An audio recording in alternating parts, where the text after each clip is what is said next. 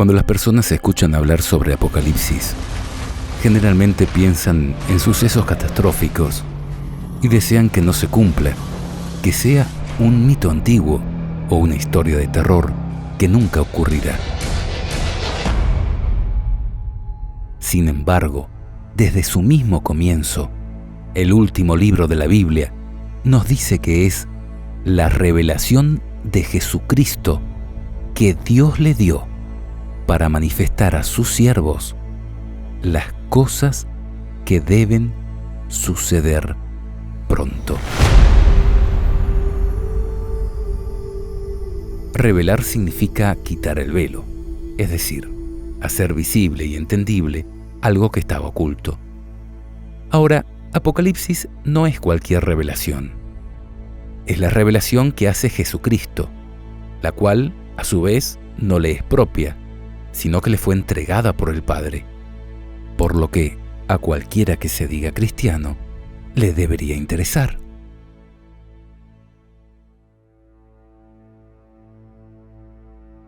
Autor. El mismo Apocalipsis nos dice que esta revelación fue enviada por medio de su ángel a su siervo Juan. El Juan al que se refiere es el apóstol Juan, quien era el menor de los discípulos y fue primeramente seguidor de otro Juan, el Bautista, hasta que este último proclamó a Cristo como el Cordero de Dios que quita los pecados del mundo. A partir de aquel momento, Juan siguió a Jesús durante los 3 años y medio que duró su ministerio, escuchando todas sus enseñanzas y presenciando cada uno de sus milagros. Es más, hasta comía con él.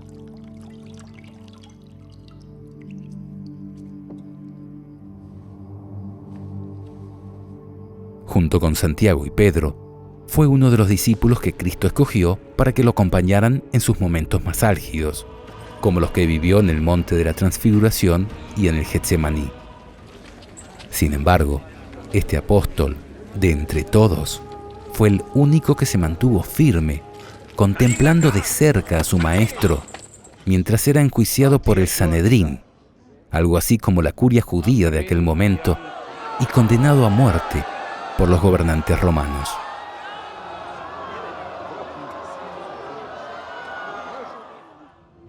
Tan cercano era a Cristo que desde la mismísima cruz Jesús le encomendó el cuidado de su madre. Dice la Biblia: cuando vio Jesús a su madre y al discípulo a quien él amaba, dice Juan respecto de sí mismo, que estaba presente, dijo a su madre: «Mujer, he ahí tu hijo». Después dijo al discípulo: «He ahí tu madre». Y desde aquella hora, el discípulo la recibió en su casa.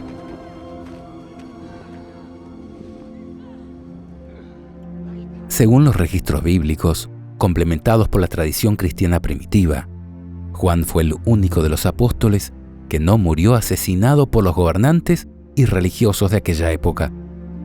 Sin embargo, siendo ya un anciano de unos 90 años, fue condenado al destierro, a la solitaria y agreste isla de Patmos. Allí, sin una casa tibia ni una computadora, ni siquiera un cuaderno y una lapicera, con la más ruda tecnología, escribió palabras tan solemnes que han hecho temblar el mundo por 2000 años. Dice: «Yo, Juan, vuestro hermano y copartícipe vuestro en la tribulación, y en el reino y en la paciencia de Jesucristo, estaba en la isla llamada Patmos por causa de la palabra de Dios y el testimonio de Jesucristo. Yo estaba en el Espíritu en el día del Señor, y oí detrás de mí una gran voz como de trompeta que decía: Yo soy el Alfa y la Omega, el primero y el último. Escribe en un libro lo que ves y envíalo a las 7 iglesias que están en Asia». Como vemos, Cristo escogió a Juan para comunicar su palabra, Sin embargo, Juan no es el autor de Apocalipsis. Él vio, oyó y escribió. Y esa fue toda su participación. No imaginó, no inventó, ni seleccionó bibliografía. Por esto, Apocalipsis es una revelación directa de Dios, comunicada mediante Juan, el cual, a semejanza de Moisés, escribió exactamente lo que Dios le reveló. Destinatario. Dentro de las primeras frases del Apocalipsis, Dios pronuncia su bienaventuranza para todo aquel que lee y los que oyen las palabras de esta profecía y guardan las cosas en ella escritas. Por lo cual, todo aquel que se interese por su contenido puede ser hallado entre los destinatarios bienaventurados del mismo. Sin embargo, la voz como de trompeta, que comprobaremos corresponde a Cristo, le ordenó a Juan: escribe en un libro lo que ves y envíalo a las 7 iglesias que están en Asia, encontrando en los capítulos siguientes un mensaje especial de parte de Jesús a cada una de estas 7 iglesias, las cuales eran Éfeso, Esmirna, Pérgamo, Tiatira, Sardis, Filadelfia y Laodicea. Ahora, Apocalipsis es mucho más que un mensaje para 7 iglesias antiguas. En realidad, y como comprobaremos en nuestro siguiente capítulo, aquellas iglesias fueron escogidas por Dios de entre muchas otras que existían en aquel momento porque representaban la plenitud de su iglesia, tanto en los días de Juan como a lo largo de la historia, y de manera especial a la que estaría presente en el tiempo que precedería a la segunda venida de Jesús, dado que el tiempo que está cerca, del cual habla Apocalipsis 1:3, claramente corresponde al tiempo en el que Cristo vendrá en las nubes de los cielos, y todo ojo le verá, de Apocalipsis 1:7. Es decir, la palabra profética dada por Dios en la antigüedad constituye una especie de fractal con varios planos de significado.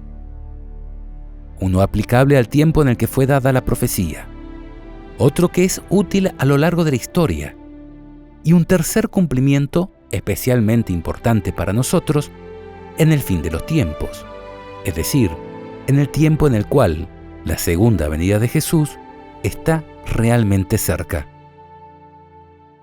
donde en todos los casos los cumplimientos del pasado son maquetas ilustrativas del gran cumplimiento final que tendrá la profecía en nuestros días. En palabras del apóstol Pablo, todas estas cosas le sucedieron a ellos en figura y fueron escritas para amonestarnos a nosotros, a quienes tocó vivir en la última fase de los tiempos.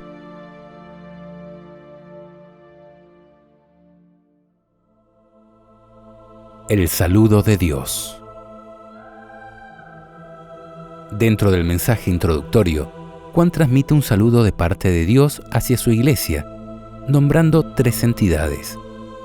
Dice: Juan, a las 7 iglesias que están en Asia, gracia y paz a vosotros, del que es, y que era, y que ha de venir, y de los 7 espíritus que están delante de su trono, y de Jesucristo, el testigo fiel. Como vemos, aunque Apocalipsis es la revelación de Jesucristo, Él no es la única entidad divina que participa en esta comunicación. Como hemos leído desde Apocalipsis 1:1, Dios Padre es el originador primario, y a Él se lo describe como el que es, y que era, y que ha de venir.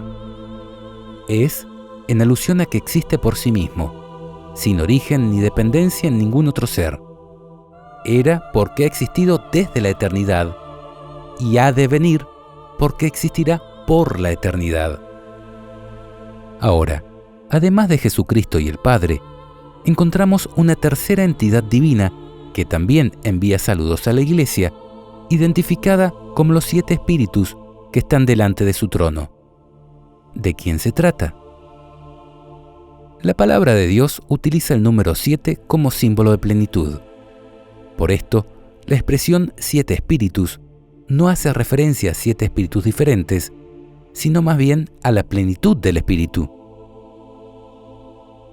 ¿De qué espíritu? Pues del Espíritu de Dios, dado que Apocalipsis, un poco más adelante, aclara que estos 7 espíritus, que aquí se dice están delante de su trono, corresponden a los 7 espíritus de Dios. Dice: delante del trono ardían 7 lámparas de fuego, las cuales son los 7 espíritus de Dios. Como podemos ver, los 7 espíritus de Dios también son representados como 7 lámparas de fuego, en alusión a la plenitud de luz que posee el Espíritu Santo, lo cual nos instruye acerca de su divinidad, dado que el mismo apóstol Juan afirmó: Dios es luz. Por otra parte, Apocalipsis también representa a estos 7 espíritus como 7 cuernos y 7 ojos que el Cordero tiene, afirmando además que serían enviados por toda la tierra. Dice: y miré y vi que en medio del trono y de los 4 seres vivientes, y en medio de los ancianos, estaba en pie un cordero como inmolado, que tenía 7 cuernos y 7 ojos, los cuales son los 7 espíritus de Dios, enviados por toda la tierra. Que el Espíritu Santo sea simbolizado por 7 cuernos y 7 ojos implica que posee la plenitud del poder y del conocimiento, es decir, omnipotencia y omnisciencia, dado que los cuernos y los ojos, en la Biblia, son emblemas de poder y conocimiento. En tanto, se dice que el Cordero como inmolado tiene estos 7 cuernos y 7 ojos, porque en el Hijo del Hombre habita la plenitud de la deidad. Dice Pablo: porque en él habita corporalmente toda la plenitud de la deidad, y vosotros estáis completos en él, que es la cabeza de todo principado y potestad. En efecto, en cuanto al Espíritu Santo, la Biblia menciona que descendió sobre él en forma corporal, como paloma, en el momento de su bautismo. Luego de esto, Cristo aplicó a sí mismo las palabras de Isaías 61. Dice Lucas: vino a Nazaret donde se había criado, y en el día de reposo, es decir, el sábado, entró a la sinagoga conforme a su costumbre y se levantó a leer. Y se le dio el libro del profeta Isaías, y habiendo abierto el libro, halló el lugar donde estaba escrito: el Espíritu del Señor está sobre mí, por cuanto me ha ungido para dar buenas nuevas a los pobres. Me ha enviado a sanar a los quebrantados de corazón, a pregonar libertad a los cautivos y vista a los ciegos, a poner en libertad a los oprimidos, a predicar el año agradable del Señor. Y enrollando el libro, lo dio al ministro y se sentó. Y los ojos de todos en la sinagoga estaban fijos en él, y comenzó a decirles: hoy se ha cumplido esta escritura delante de vosotros. De igual manera, describiendo al Mesías, Isaías también hizo alusión a aquella plenitud de poder y conocimiento proveniente del Espíritu Santo que estaría sobre Cristo, diciendo: y reposará sobre él el Espíritu de Jehová, Espíritu de sabiduría y de inteligencia, Espíritu de consejo y de poder, Espíritu de conocimiento y de temor de Jehová. Por último, tal como dice Apocalipsis, el Espíritu Santo efectivamente fue enviado a la tierra como el don más grande que Cristo nos podría ofrecer de parte de su Padre. Él dijo a sus discípulos: yo os digo la verdad, os conviene que yo me vaya, porque si no me fuera, el Consolador no vendría a vosotros, mas si me fuere, os lo enviaré. Ithei menachma. Di hoda kashta. Di la.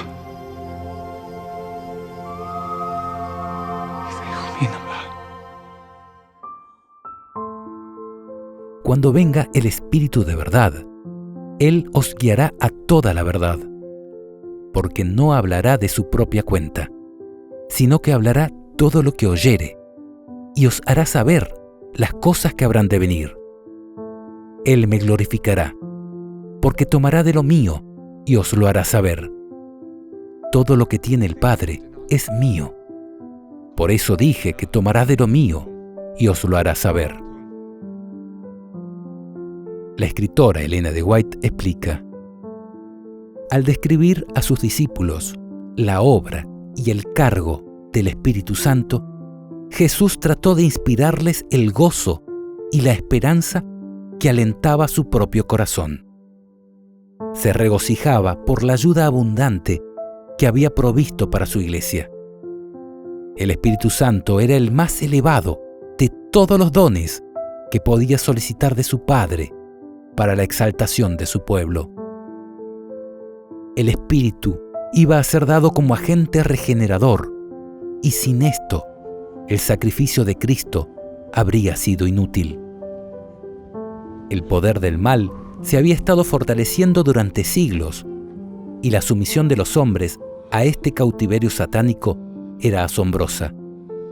El pecado podía ser resistido y vencido únicamente por la poderosa intervención de la tercera persona de la divinidad, que iba a venir no con energía modificada, sino en la plenitud del poder divino. El Espíritu es el que hace eficaz lo que ha sido realizado por el Redentor del mundo. Por el Espíritu es purificado el corazón. Por el Espíritu llega a ser el creyente partícipe de la naturaleza divina. Cristo ha dado su Espíritu como poder divino para vencer todas las tendencias hacia el mal, hereditarias y cultivadas, y para grabar su propio carácter en su iglesia. Acerca del Espíritu, dijo Jesús: Él me glorificará. El Salvador vino para glorificar al Padre, demostrando su amor. Así el Espíritu iba a glorificar a Cristo, revelando su gracia al mundo. La misma imagen de Dios se ha de reproducir en la humanidad. El honor de Dios, el honor de Cristo, están comprometidos en la perfección de carácter de su pueblo. El deseado de todas las gentes, página 625. El Padre dio a su Hijo su Espíritu sin medida, y nosotros también podemos participar de su plenitud. Jesús dijo: pues si vosotros, siendo malos, sabéis dar buenas dádivas a vuestros hijos, cuánto más vuestro Padre Celestial dará el Espíritu Santo a los que se lo pidan. Por todo esto, entendemos que la expresión simbólica 7 Espíritus de Dios hace alusión a la plenitud del Espíritu Santo, que como tercera persona de la divinidad ha sido enviado a la tierra para glorificar a Cristo, haciendo productivo su infinito sacrificio.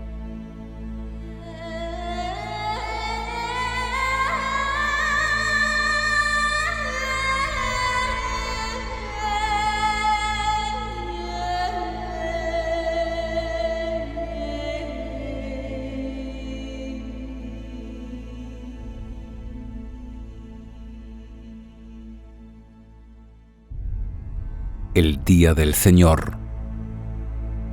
El apóstol Juan afirma que él estaba en el Espíritu en el día del Señor al momento de recibir el Apocalipsis. Por lo que nos preguntamos, ¿cuál es el día del Señor? ¿Y qué significa estar en el Espíritu en dicho día? Según la Biblia, el sábado es el día del Señor. dado que es el día que Él bendijo y santificó desde la misma creación. En este, el séptimo día de la semana, Juan recibió el Apocalipsis. Sin embargo, la expresión «yo estaba en el Espíritu en el día del Señor» implica más que esto. ¿Qué quiero decir? Que no debemos conformarnos con una sola interpretación de las cosas. Este libro fue prácticamente dictado por Dios, por lo que debemos esperar encontrar en él abundante información en múltiples dimensiones, razón por la cual debemos expandir nuestra mente a la hora de analizarlo, a fin de poder apreciar la mayor cantidad de información posible, en vez de encerrarnos en interpretaciones estrechas y limitadas. El sábado del séptimo día de la semana es el día del Señor, sí, pero también existe otro significado bíblico específico para Día del Señor, en un claro contexto apocalíptico, y es el que refiere al tiempo profético en el cual Dios ejecutará su juicio sobre la tierra. Dice la Biblia, porque cerca está el día de Jehová, día de nublado, día de castigo a las naciones será. Porque día de Jehová de los ejércitos vendrá sobre todo soberbio y altivo, sobre todo enaltecido, y será abatido. Aullad, porque cerca está el día de Jehová, vendrá como asolamiento del Todopoderoso. Calla en la presencia de Jehová el Señor, porque el día de Jehová está cercano, porque Jehová ha preparado sacrificio y ha dispuesto a sus convidados. Ah, cuán grande es aquel día, tanto que no hay otro semejante a él. Tiempo de angustia para Jacob, pero de ella será librado. Vosotros sabéis perfectamente que el día del Señor vendrá así como ladrón en la noche, que cuando digan paz y seguridad, entonces vendrá sobre ellos destrucción repentina, como los dolores a la mujer encinta, y no escaparán. Pero el día del Señor vendrá como ladrón en la noche, en el cual los cielos pasarán con gran estruendo, y los elementos, ardiendo, serán deshechos, y la tierra y las obras que hay en ella serán quemadas.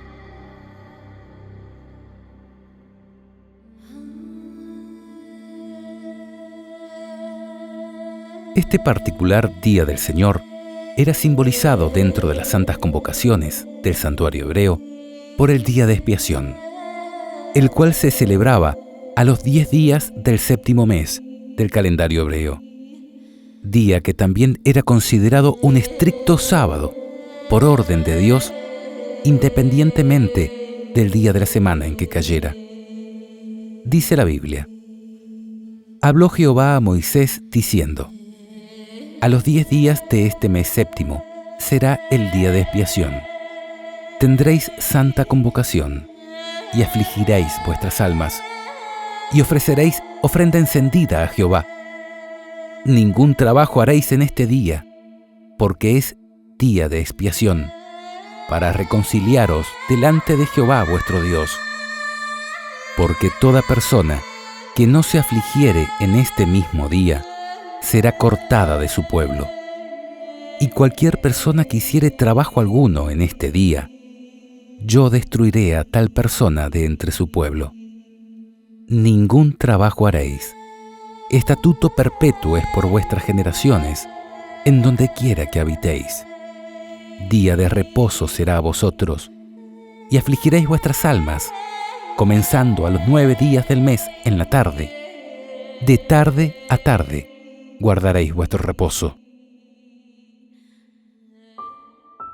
Por otro lado, la expresión «yo estaba en el Espíritu» hace referencia a que se encontraba en visiones, contemplando escenas proféticas que sucederían en tiempos y lugares diferentes a aquel sábado de la isla de Patmos en el que se encontraba. De hecho, esta expresión no es la única vez que aparece en el Apocalipsis. En el capítulo 4 dice: «Al instante yo estaba en el Espíritu, y aquí un trono establecido en el cielo, y en el trono uno sentado». En el 17: «Y me llevó en el Espíritu al desierto, y vi a una mujer sentada sobre una bestia escarlata, llena de nombres de blasfemia, que tenía 7 cabezas y 10 cuernos». Y en el 21: «Y me llevó en el Espíritu a un monte grande y alto, y me mostró la gran ciudad santa de Jerusalén, que descendía del cielo de Dios». Donde, en todos estos casos, el estar en el Espíritu o ser llevado en el Espíritu claramente hacen referencia a estar en visión o ser llevado en visión por el Espíritu Santo a diferentes espacios de tiempo y lugar para contemplar determinadas escenas proféticas. Por esto, entendemos que cuando Juan dice «yo estaba en el Espíritu en el día del Señor», se refiere principalmente a que fue trasladado en visiones al día del Señor, es decir, al tiempo del juicio de Dios, más allá de que también haya sido un sábado aquel día. Ellen de White lo explica diciendo: «En el día que Dios santificó y bendijo, Cristo declaró por su ángel a su siervo Juan cosas que deben suceder antes del cierre de la historia de este mundo». Testimonios para la Iglesia, tomo 6, página 133. Es notable cómo, con esto en consideración, es decir, al situarnos proféticamente en aquel gran y terrible día del Señor, toman mucho más significado aquellas expresiones tales como «las cosas que deben suceder pronto», de Apocalipsis 1:1 y 22:6, «el tiempo está cerca», de Apocalipsis 1:3 y 22:10, «y aquí viene con las nubes y todo ojo le verá», de Apocalipsis 1:7, o «ciertamente vengo en breve», de Apocalipsis 22:20, así como muchas otras que iremos analizando a lo largo de nuestro estudio. La revelación de Jesucristo.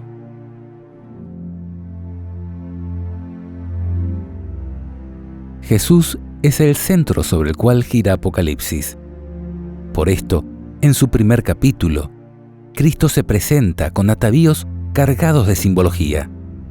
Dice Juan: «Yo estaba en el Espíritu en el día del Señor, y oí detrás de mí una gran voz como de trompeta que decía: Yo soy el Alfa y la Omega, el primero y el último. Escribe en un libro lo que ves y envíalo a las 7 iglesias que están en Asia». Y me volví para ver la voz que hablaba conmigo, y vuelto, vi 7 candeleros de oro, y en medio de los 7 candeleros, a uno semejante al Hijo del Hombre, vestido de una ropa que llegaba hasta los pies, y ceñido por el pecho con un cinto de oro. Su cabeza y sus cabellos eran blancos como blanca lana, como nieve, sus ojos como llama de fuego, y sus pies semejante a bronce bruñido, refulgente como en un horno, y su voz como estruendo de muchas aguas. Tenía en su diestra 7 estrellas. De su boca salía una espada aguda de 2 filos, y su rostro era como el sol cuando resplandece en su fuerza.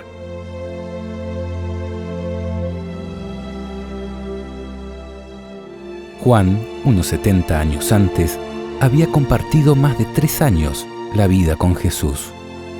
Él era su gran maestro, y como hemos visto, lo siguió desde el Jordán hasta la cruz, y desde allí al monte de la Ascensión.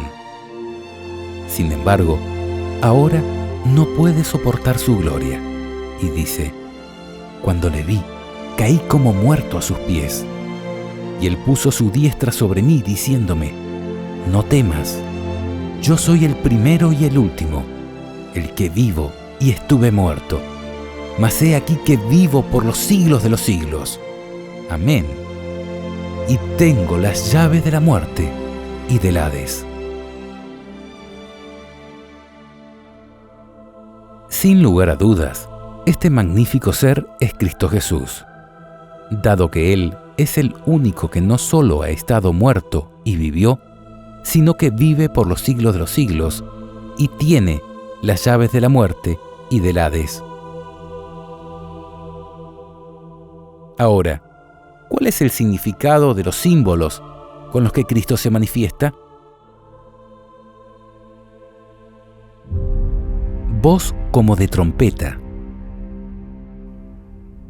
El Salmo 29 describe la voz de Dios como majestuosa y terrible.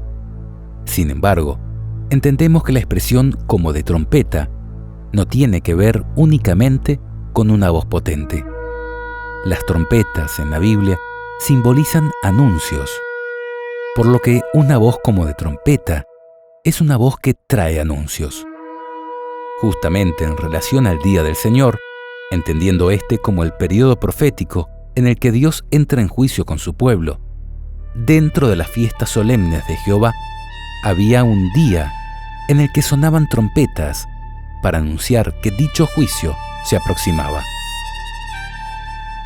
Dice la Biblia: y habló Jehová a Moisés diciendo: habla a los hijos de Israel y diles: en el mes séptimo, al primero del mes, esto es 10 días antes del día de expiación, tendréis día de reposo, una conmemoración al son de trompetas y una santa convocación.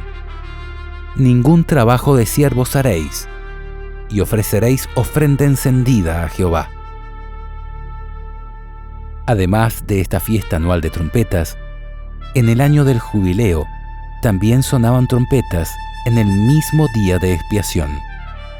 Dice la Biblia: y contarás 7 semanas de años, 7 veces 7 años, de modo que los días de las 7 semanas de años vendrán a ser 49 años.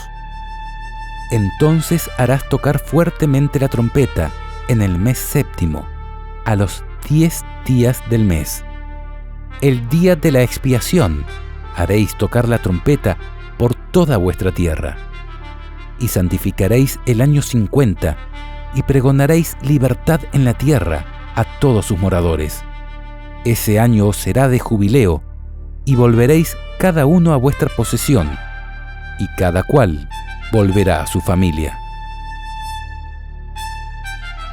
Por esto, entendemos que la voz como de trompeta de Jesús no solamente anuncia el día del juicio, sino también el día del perdón y liberación del pueblo de Dios.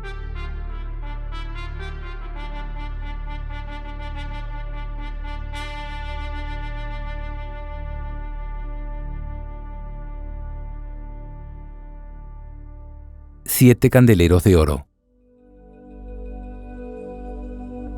Dios mandó colocar dentro del lugar santo del santuario del pueblo de Israel un candelero de oro puro, del cual salían 6 brazos adicionales, conforme al modelo celestial que le fue mostrado a Moisés. Dice Éxodo 25, 31 al 40, harás además un candelero de oro puro, y saldrán 6 brazos de sus lados, 3 brazos del candelero a un lado, y 3 brazos al otro lado. Y le harás 7 lamparillas, las cuales encenderás para que alumbren hacia adelante. Mira y hazlos conforme al modelo que te ha sido mostrado en el monte.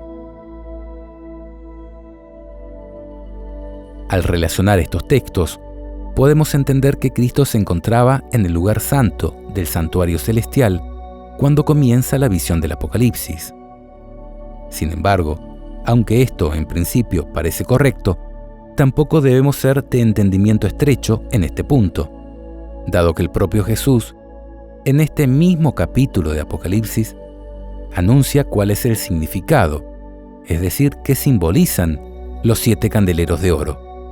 Él dice: los 7 candeleros que has visto son las 7 iglesias. La escritora Elena de White comenta este texto diciendo: se habla de Cristo como caminando en medio de los candeleros de oro. Así se simboliza su relación con las iglesias. Está en constante comunicación con su pueblo, conoce su real condición, observa su orden, su piedad, su devoción. Aunque es sumo sacerdote y mediador en el santuario celestial, se le representa como caminando de aquí para allá en medio de sus iglesias en la tierra. Con incansable desvelo y constante vigilancia, observa para ver si la luz de alguno de sus centinelas arde débilmente o si se apaga. Si el candelero fuera dejado al mero cuidado humano, la vacilante llama languidecería y moriría. Pero él es el verdadero centinela en la casa del Señor, el fiel guardián de los atrios del templo. Su cuidado constante y su gracia sostenedora son la fuente de la vida y la luz. Hechos de los Apóstoles, página 468. Por esto, la interpretación más apropiada para el símbolo de los 7 candeleros de oro es que Jesús se encuentra en medio de ellos, porque Él es fiel a su promesa de estar velando por el bienestar de su iglesia todos los días hasta en el mismísimo fin del mundo. Dice la Biblia: y Jesús se acercó y les habló diciendo: toda potestad me es dada en el cielo y en la tierra. Por tanto, id y haced discípulos a todas las naciones, bautizándolos en el nombre del Padre, y del Hijo, y del Espíritu Santo, enseñándoles que guarden todas las cosas que os he mandado. Y aquí yo estoy con vosotros todos los días, hasta el fin del mundo.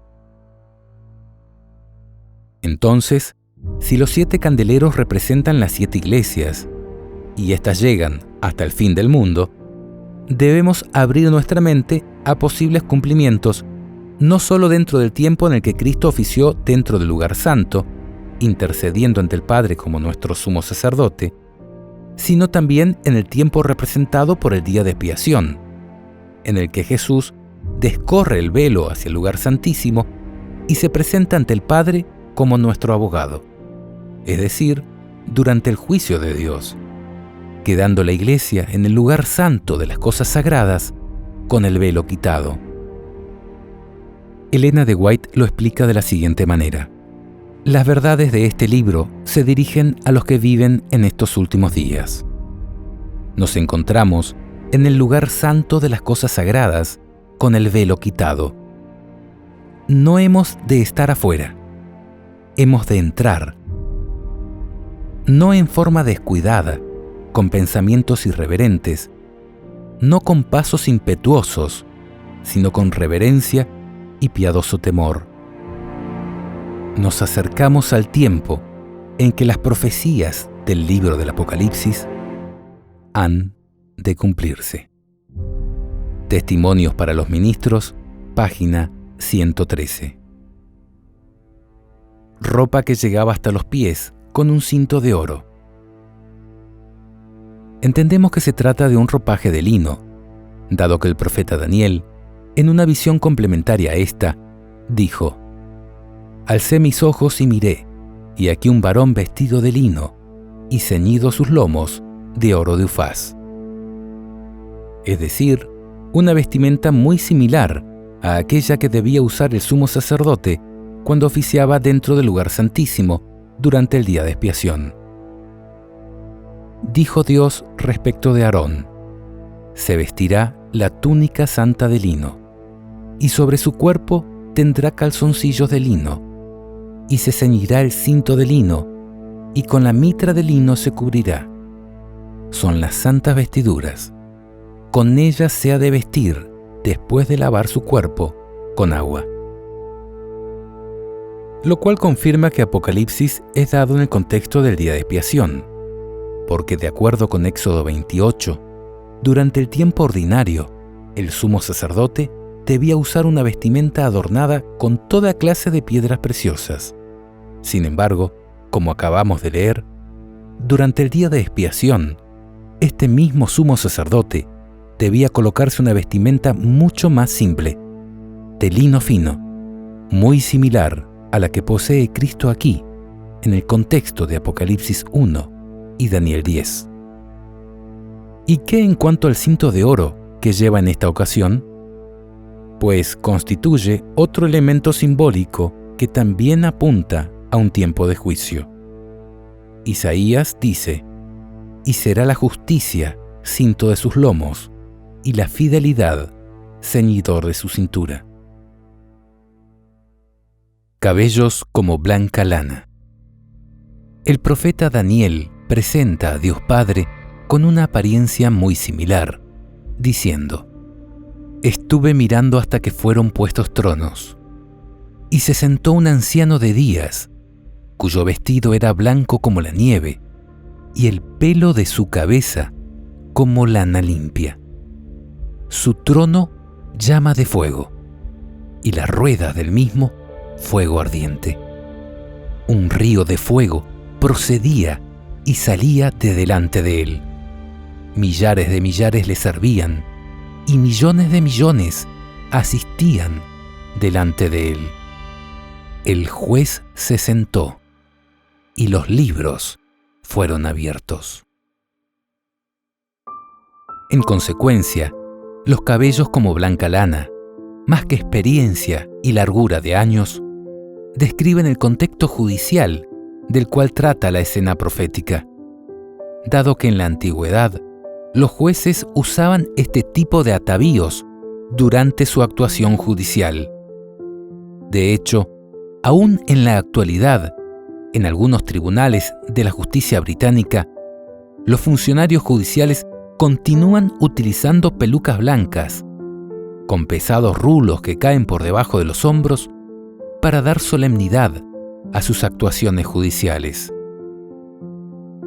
Por esto, los cabellos como blanca lana de Cristo indican que se trata del tiempo en el cual ya habrá obtenido, de parte de su Padre, plena autoridad judicial.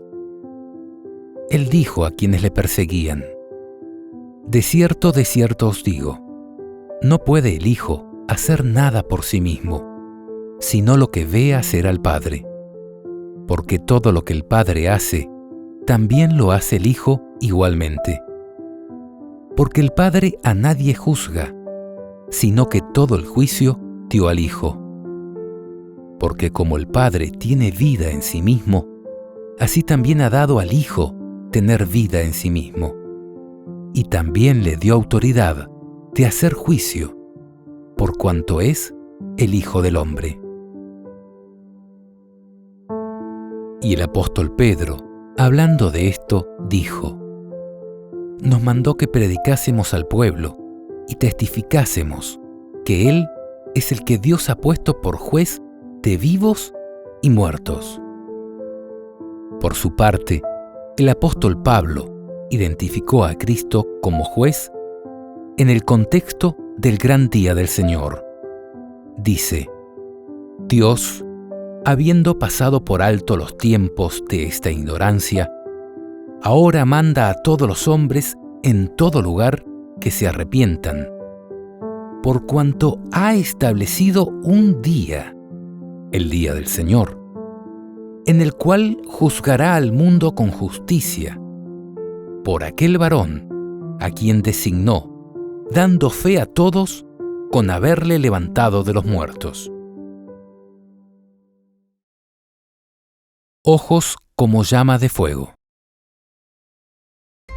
Los ojos como llama de fuego representan el poder escrutador de Dios, dado que la Biblia simboliza la omnisciencia de Dios mediante la figura de ojos que lo contemplan todo. Dice: «No hay cosa creada que no sea manifiesta en su presencia.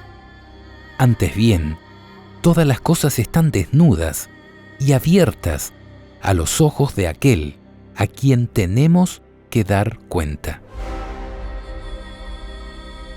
Por esto, a través de este símbolo, también podemos conocer que Apocalipsis trata acerca del tiempo en el cual Cristo juzgará al mundo con justicia.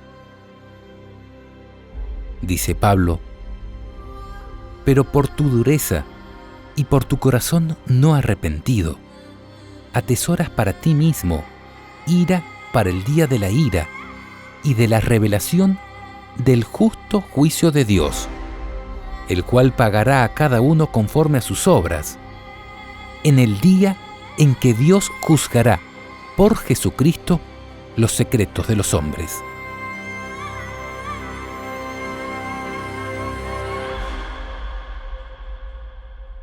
Pies semejantes al bronce bruñido. En el bronce se alían dos o más metales, principalmente cobre y estaño, así como en Cristo se funden dos naturalezas, la divina y la humana. Por esto, en nuestro entendimiento, los pies semejantes al bronce bruñido representan al Dios que se hizo humano para liberar a su pueblo de sus pecados. De hecho, esta no es la única vez que se utiliza el bronce para representar a Cristo, dado que, de acuerdo a Números 21, a Moisés se le ordenó levantar una serpiente de bronce en el desierto, a fin de que cualquiera que pusiera sus ojos en ella sea sanado de las picaduras de las serpientes que atormentaban al pueblo hebreo en su transitar hacia la Canaán terrenal. Aquella serpiente de bronce representaba a Cristo, quien, como aleación divino-humana, se haría maldito como serpiente al cargar la culpa de nuestros pecados para que nosotros podamos ser salvos, contemplando su infinito sacrificio.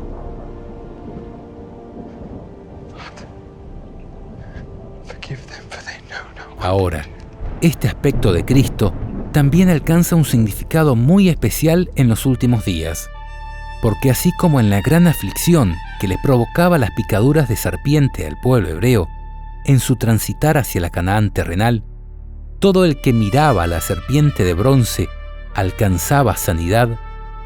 Todos los que miren a este Jesús con pies como de bronce bruñido en la gran aflicción de los últimos días alcanzarán salvación.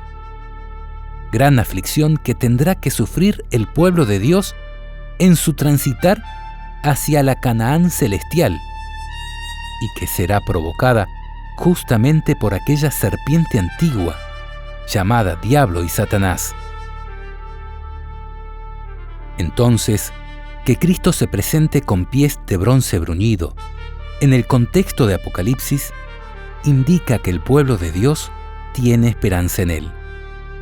Dice Joel: el sol se convertirá en tinieblas y la luna en sangre, antes que venga el día grande y espantoso de Jehová. Y todo aquel que invocare el nombre de Jehová será salvo, porque en el monte de Sión y en Jerusalén habrá salvación, como ha dicho Jehová, y entre el remanente al cual Él habrá llamado. Voz como estruendo de muchas aguas. Ezequiel 1:24 describe la voz de Dios como sonido de muchas aguas y ruido de muchedumbres, conceptos que, a su vez, están muy relacionados entre sí, dado que muchas aguas es el símbolo que utiliza la Biblia para referirse a multitudes. El Salmo 29 presenta a Dios como tronando sobre las muchas aguas, en un claro contexto apocalíptico.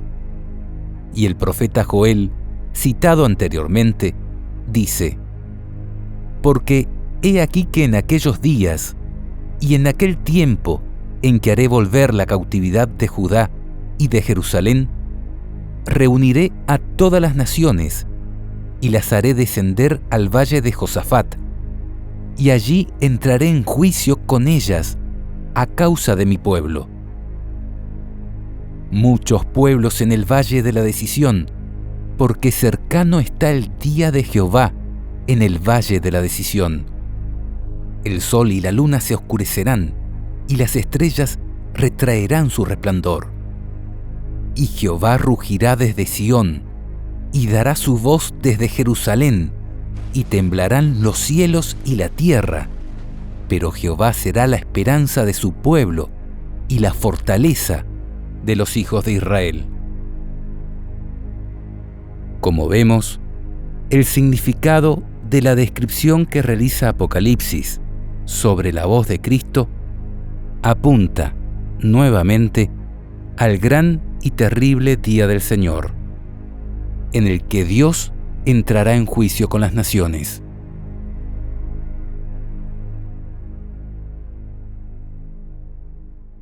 Siete estrellas en su diestra.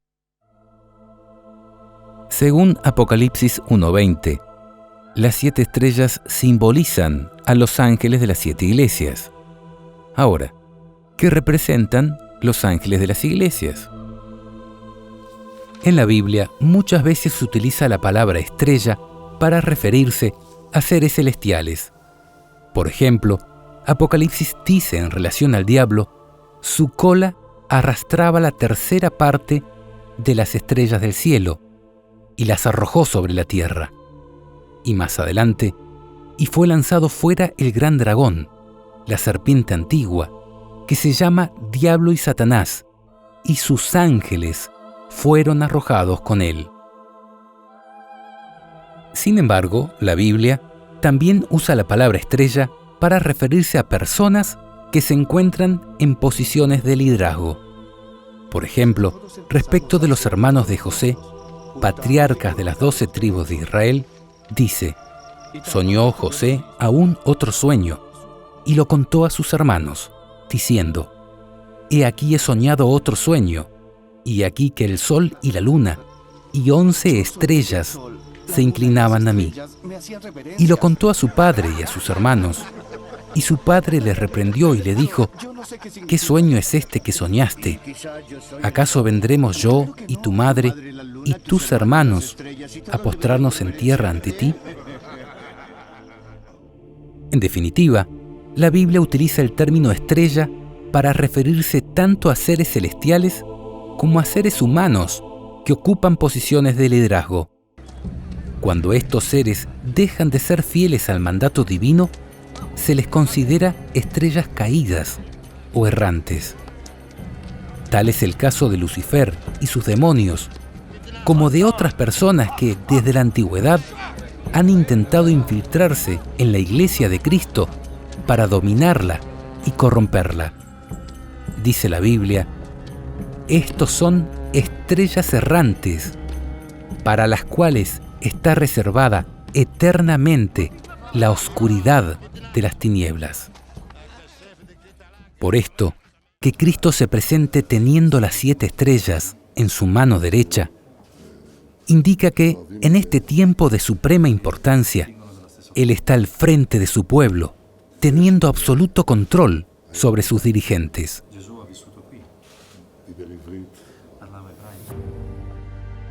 Elena de White escribió: Cristo fue presentado como sosteniendo las 7 estrellas en su mano derecha.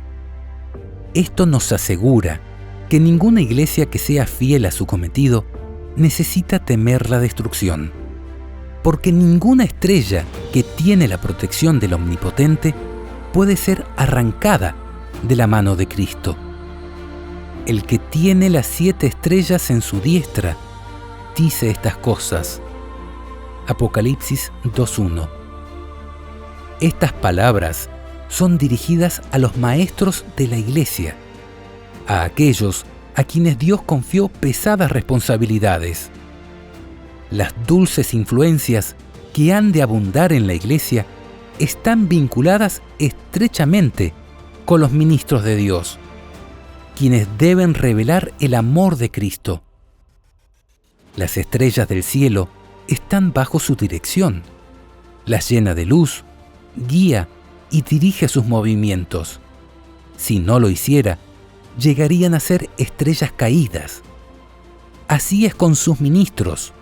Son instrumentos en sus manos, y todo lo bueno que pueden hacer es realizado por medio del poder divino. Por medio de ellos se difunde la luz del Salvador, quien ha de ser su eficiencia. Si tan solo miraran a Él como Él miraba al Padre, serían capacitados para hacer su obra. Cuando dependan de Dios, Él les dará su esplendor para reflejarlo al mundo. Hechos de los Apóstoles, página 468.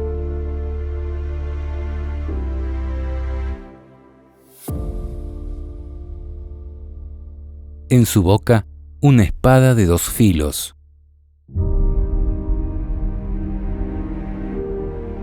El apóstol Pablo presenta a la palabra de Dios como un elemento de juicio, describiéndola como una espada de 2 filos.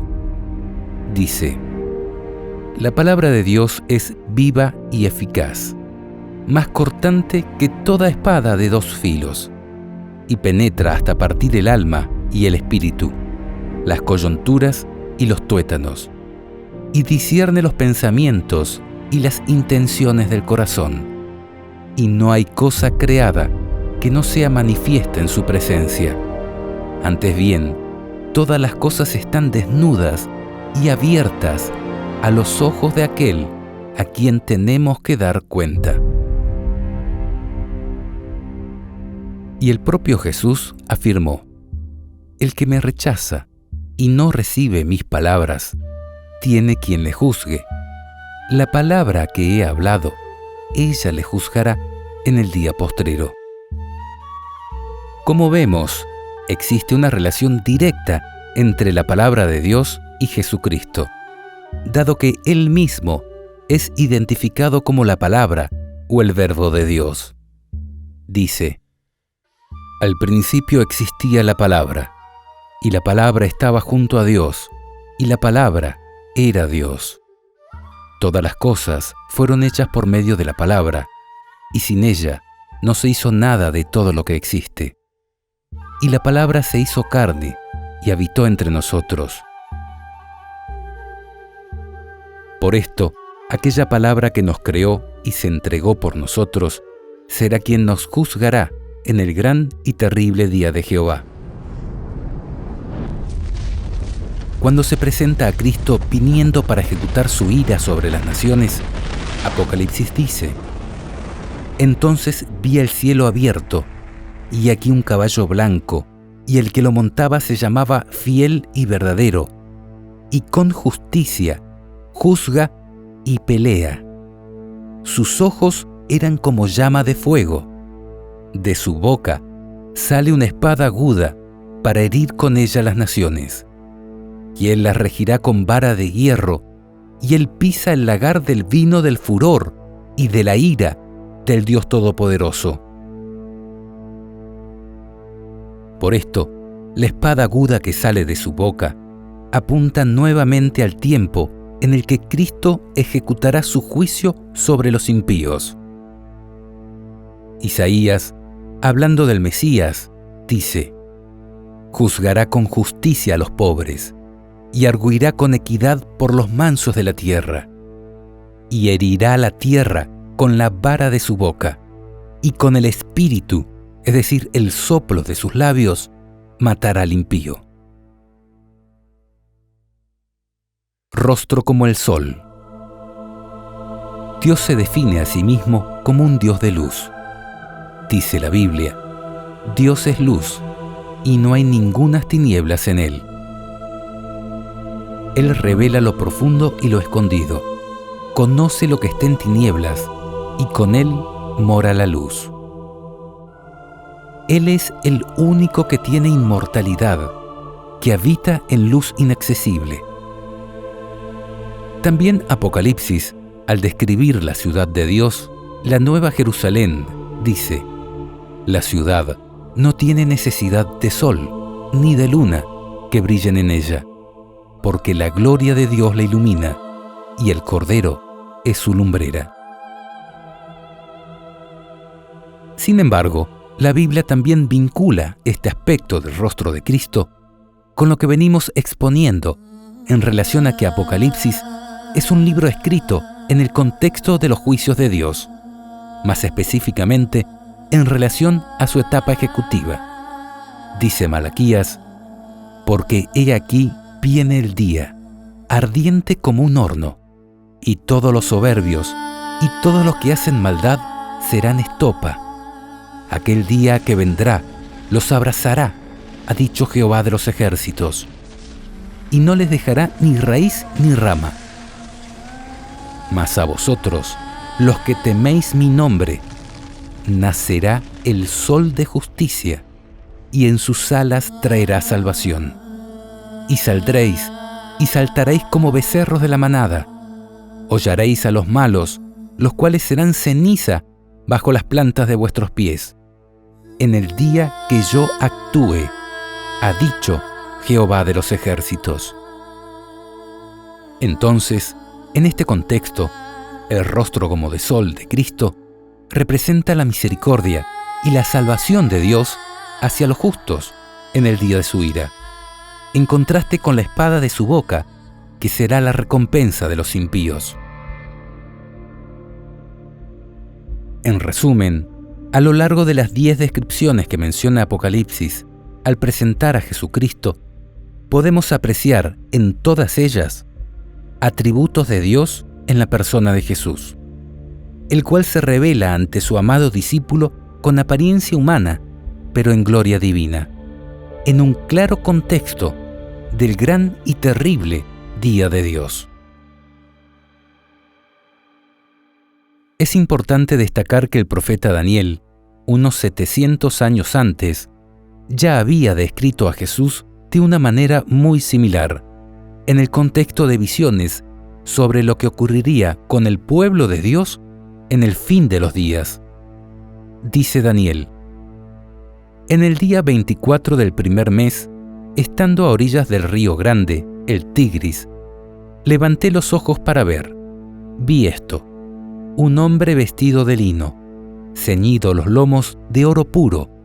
Su cuerpo era como de crisólito, su rostro como el aspecto del relámpago, sus ojos como antorchas de fuego, sus brazos y sus piernas como el fulgor del bronce bruñido, y el son de sus palabras como el ruido de una multitud. Quedé yo solo contemplando esta gran visión. Estaba sin fuerzas, se demudó mi rostro, desfigurado, y quedé totalmente sin fuerzas. Luego me dijo: no temas, Daniel, porque desde el primer día en que tú intentaste de corazón comprender y te humillaste delante de tu Dios, fueron oídas tus palabras, y precisamente debido a tus palabras he venido yo, y he venido a manifestarte lo que le ocurrirá a tu pueblo al fin de los días. Daniel 10, 4 al 14.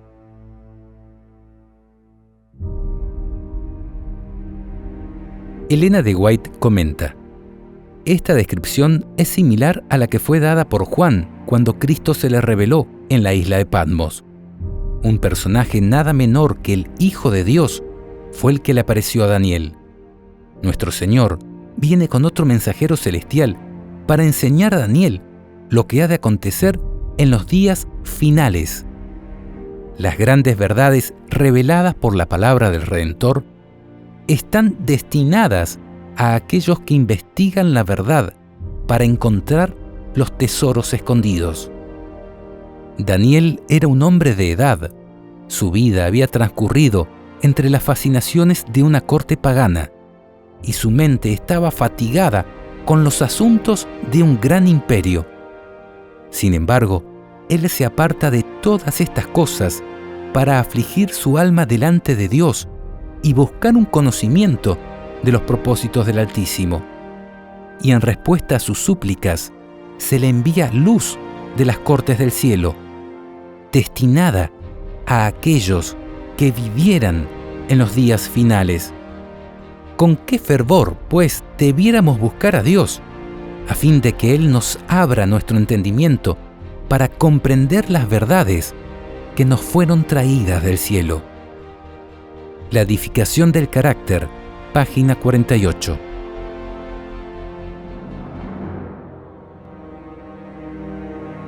Si estamos de acuerdo en que la visión del Hijo del Hombre que da Apocalipsis 1 es congruente y asemejable con la que da Daniel 10, y si hemos leído bien que las revelaciones dadas al profeta Daniel tienen que ver con el fin de los días, tenemos que comprender que esto tiene una importancia fundamental en los principios de interpretación que aplicaremos al texto apocalíptico de aquí en adelante. Porque si lo que hemos expuesto hasta aquí, en relación a que Apocalipsis es dado en el contexto del juicio de Dios, es verdad, quizás muchas de las cosas que hayamos comprendido alguna vez acerca de este libro tengan que reconsiderarse.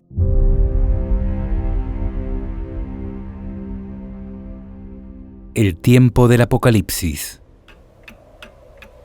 El tiempo para el cual fue dada la revelación del Apocalipsis es un asunto de gran discusión para muchos.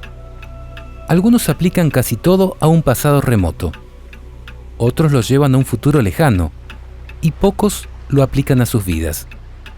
Sin embargo, Jesús, desde el mismo capítulo inicial, se ocupa de aclarar este asunto, diciéndole a Juan: escribe las cosas que has visto, y las que son, y las que han de ser después de estas.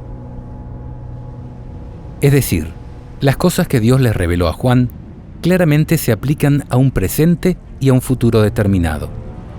Ahora, ¿cuál es el presente del Apocalipsis? Para responder adecuadamente a esta pregunta, es necesario ahondar en el concepto de multidimensionalidad de la palabra profética. En este sentido, el Apocalipsis, como ya hemos visto, debía ser escrito y enviado a 7 iglesias que estaban en Asia: Éfeso, Esmirna, Pérgamo, Tiatira, Sardis, Filadelfia y Laodicea. Razón por la cual alcanza un primer cumplimiento en los días de estas iglesias. Las cosas que son, en este caso, se refieren a las cosas que estaban ocurriendo en los días de Juan, más precisamente en el día sábado en el que recibió la revelación del Apocalipsis. Y las cosas que serían después de esas harían referencia a los sucesos que le esperaban a estas iglesias. Por ejemplo, cuando a Esmirna se le dice: «He aquí, el diablo echará a alguno de vosotros en la cárcel, para que seáis probados, y tendréis tribulación por 10 días. Sé fiel hasta la muerte, y yo te daré la corona de la vida». Un primer cumplimiento lo podemos corroborar en las persecuciones que sufrió la iglesia de Esmirna en los días apostólicos. Ahora, como ya hemos explicado, los hermanos de las iglesias de Asia no eran los únicos destinatarios del Apocalipsis, puesto que existe una bienaventuranza para todo aquel que lee y los que oyen las palabras de esta profecía y guardan las cosas en ella escritas. Por esto, entendemos que aquellas iglesias fueron puestas como símbolos proféticos para enseñarnos lo que ocurrirá a lo largo de la historia. Como dijo Pablo, todas estas cosas le sucedieron a ellos en figura y fueron escritas para amonestarnos a nosotros, a quienes tocó vivir en la última fase de los tiempos.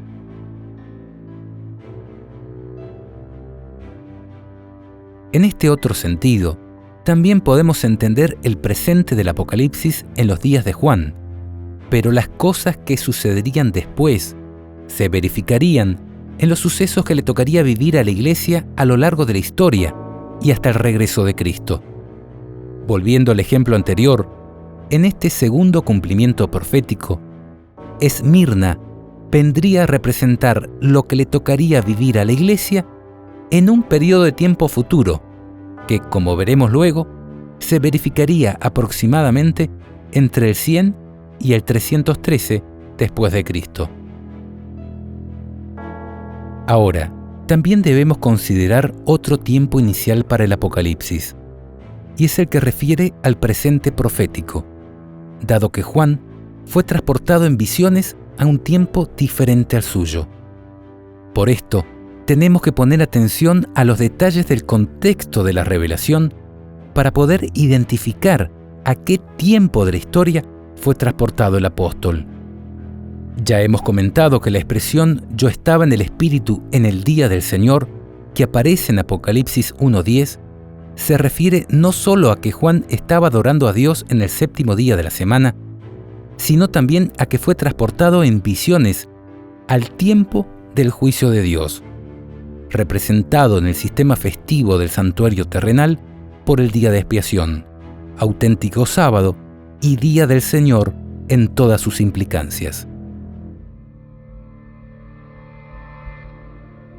Esto nos lleva a comprender un asombroso cumplimiento de todo el Apocalipsis en el tiempo del fin. Más precisamente, en el contexto del juicio ejecutivo de Dios. En conclusión, vemos una vez más la necesidad de expandir nuestra mente a la hora de analizar e interpretar el Apocalipsis, dado que la palabra de Dios es mucho más profunda y abarcante que la nuestra.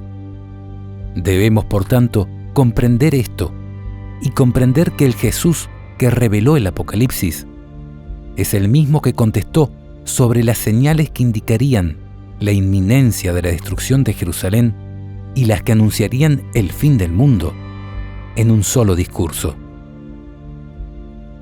Por esto, el propósito de nuestro trabajo es llevar a su consideración este cumplimiento multidimensional del Apocalipsis, con especial énfasis en las cosas que atañen a nuestro tiempo y que, por lo general, son las más desconocidas y pasadas por alto por la mayoría de la cristiandad. Elena de White escribió: «Estudiad el Apocalipsis en relación con Daniel, porque la historia se repetirá». Nosotros, con todas nuestras ventajas religiosas, debiéramos saber hoy mucho más de lo que sabemos.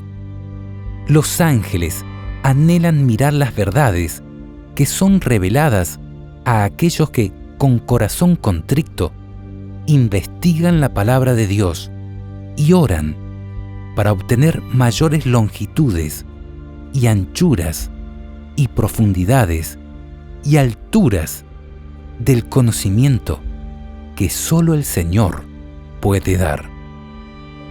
Testimonios para los ministros, página 116. Le invitamos a que ahora mismo lean nuevamente el capítulo 1 de Apocalipsis y compruebe cómo ya se ha abierto ante sus ojos. Este documental está basado en el libro Apocalipsis, el juicio de Dios, de Noé Aguilar.